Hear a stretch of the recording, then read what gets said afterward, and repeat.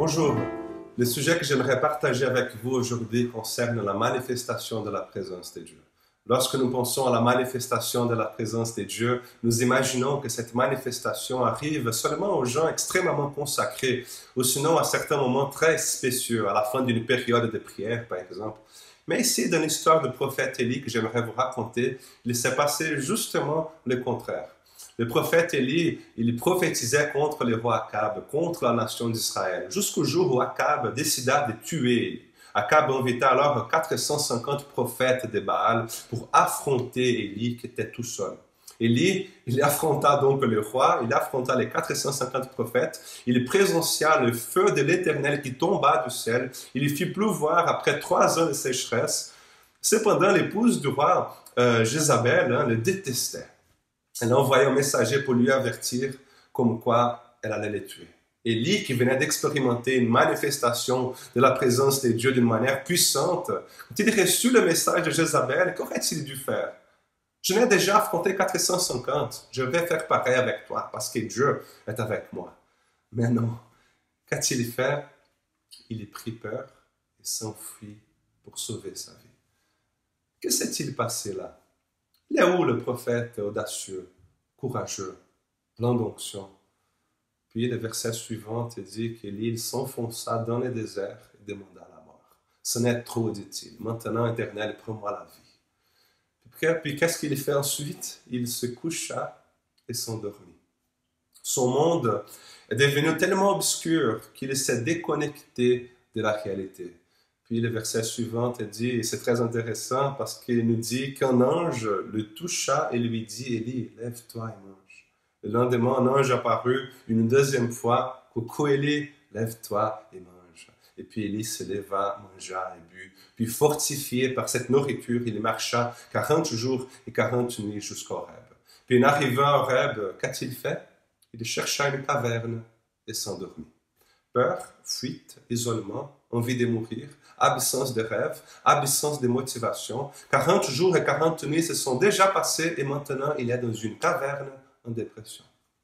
À ce moment, là-bas, dans la caverne, l'Éternel lui adressa la parole en disant « Que viens-tu faire ici ?» Il répondit « J'ai ardemment défendu la cause de l'Éternel, le Dieu des armées célestes. » Autrement dit, il en avait marre. Il toucha le fond.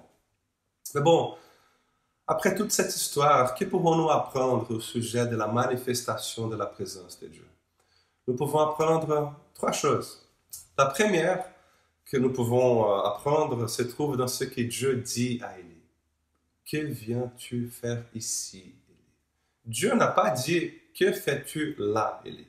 Dieu dit que viens-tu faire ici. C'est comme si Dieu disait Élie, que sommes-nous en train de faire ici? Pourquoi m'as-tu amené ici dans cette caverne? Parce que Dieu n'habite pas dans les cavernes, Dieu habite dans les personnes. Dieu n'est pas avec la caverne, Dieu est avec Élie. Dieu est avec nous, Dieu est avec toi. Donc, ce que j'apprends de tout cela, c'est que la manifestation de la présence de Dieu est très gracieuse. Pourquoi? Parce qu'Élie, il n'était pas dans un culte de louange et d'adoration. Il n'était pas en train de chercher Dieu de toutes ses forces. Non, lui, il voulait tout simplement mourir. Mais Dieu est avec lui. Parce que la présence de Dieu avec nous, elle est gracieuse. Même quand je ne sens pas la présence de Dieu, même quand je ne le cherche pas, à un moment donné, une voix va me chuchoter, Léo, mon fils, que sommes-nous en train de faire ici, dans cette chambre obscure? Vous voyez, cette présence gracieuse de Dieu, elle est extraordinaire pour nous. Cette pression culpabilisante que pour que Dieu te bénisse, tu dois ceci, tu dois faire cela, yaka, n'a rien à voir avec la façon dont Dieu va te traiter et s'occuper de toi. La deuxième chose que nous apprenons au sujet de la manifestation de la présence de Dieu, c'est qu'en plus d'être gracieuse, elle est sur mesure. Verset 11, l'Éternel dit, « Sors devant l'Éternel, et voici que l'Éternel passa. Devant lui soufflait un vent si violent qu'il fondait les montagnes. Mais l'Éternel n'était pas dans l'ouragan. Après l'ouragan, il y eut un tremblement de terre, mais l'Éternel n'était pas dans ce tremblement de terre. Après cela, il y eut un feu. L'Éternel n'était pas dans ce feu. Enfin, après le feu, ce fut un bruissement doux et léger. Dès qu'Élie l'entendit, il se couvrit le visage. Ce fut dans les bruits d'un léger souffle, tout doux, une parole d'une intimité profonde que Dieu se révéla à Élie. C'est sur mesure. Ainsi, soyons en paix, mes frères et sœurs. Dieu va te parler à ta manière, au bon moment, de la bonne manière. Dieu va te trouver. Puis après que Dieu s'est manifesté à Élie, Dieu lui donna une mission, la mission de consacrer un nouveau roi pour Israël, de consacrer un nouveau partenaire de ministère, Élisée. C'est ce qu'il fit ensuite. Et le chapitre 19 termine avec Élie en route avec Élisée, parce que maintenant Élie est restauré, il est plein de vigueur. Il découvre que Dieu a encore beaucoup de choses à lui donner et que Dieu veut encore l'utiliser beaucoup plus. Parce que la manifestation de la présence de Dieu, elle est pour nous restauratrice. Il y a des moments dans nos vies où nous voulons tout abandonner.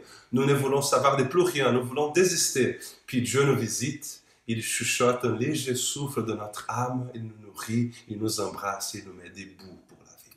Parce que la présence de Dieu, elle est restauratrice. La manifestation de la présence de Dieu, elle est gracieuse, elle est sur mesure et elle est restauratrice. Que Dieu vous bénisse. Amen.